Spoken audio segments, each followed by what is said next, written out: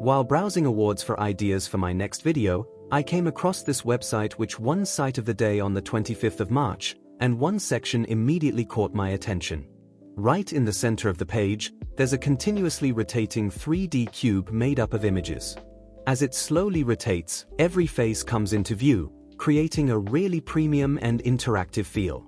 Animations like this have become quite popular in modern portfolio websites, agency landing pages, and product showcases because they instantly grab attention without feeling distracting. It's also a great effect to add to your own projects if you want to showcase multiple images or featured work in a unique and engaging way. So I decided to recreate something similar using React and GSAP, and this is what I came up with. In my version, we'll build the entire 3D cube from scratch, place image grids on each face, and then use GSAP to give it a smooth infinite rotation, along with a subtle hover interaction that makes the whole cube feel even more dynamic. If you enjoy these kinds of React and GSAP animation tutorials, make sure to subscribe to the channel and leave a like on the video. Now, let's jump into the code. Inside app.jsx, there's nothing special happening. We simply render the cube component. Inside the component, I first create an array called face transforms. This array contains the transform for each face of the cube. Each face is rotated in a different direction and then moved 200 pixels outward using Translate Z. Together, these transforms position all 6 faces correctly, giving us the complete 3D cube structure. Next, I create a couple of refs. One is attached to the cube itself, and the other to its wrapper. These will be used later for our GSAP animations. I also create a state to keep track of the currently hovered image, which we'll use to add a subtle interaction when the user moves their cursor over the cube. Finally, I define the total number of cube faces and the number of image slots each face will contain. To populate the cube, I create 2 image arrays, one for the left column and one for the right. Here, I'm simply generating 6 images for each column by cycling through the imported images array.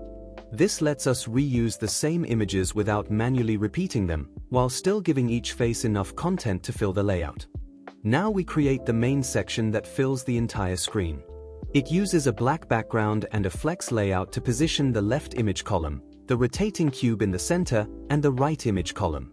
First, I build the left image column by mapping over the array we created earlier. Each image is placed inside a small card with a hover effect. When the user hovers over a card, I update the hovered image state, which highlights the active image and will also trigger a small animation on the cube later using GSAP. Inside each card, I simply render the image and make it fill the entire container using object cover. Next, I create the main cube and attach a ref to it. I also enable Preserve 3D, which allows all of the cube faces to maintain their 3D positioning instead of being flattened into a single plane. Now I generate all 6 faces of the cube using array.from. Each face is positioned absolutely and uses a simple 3x3 grid to display the images. The important part here is the transform property. Instead of manually writing each face, I simply apply the corresponding transform from the face transforms array. This rotates and pushes every face into its correct position, forming the complete 3D cube. Inside each face, I create all 9 image slots. For every slot, I calculate which image should be displayed, and then check whether any image is currently being hovered. Using those values, I determine if the current image is the active one or if it should be slightly dimmed. This lets us highlight the hovered image while subtly fading the rest of the cube. Finally, I render each image. The front side displays the normal image, while the back side contains another copy with a different appearance. When an image is hovered, it stays bright and in full color, while all of the other images become darker and grayscale. This simple effect makes the hovered image stand out and adds a much richer interaction without requiring any complex animation logic.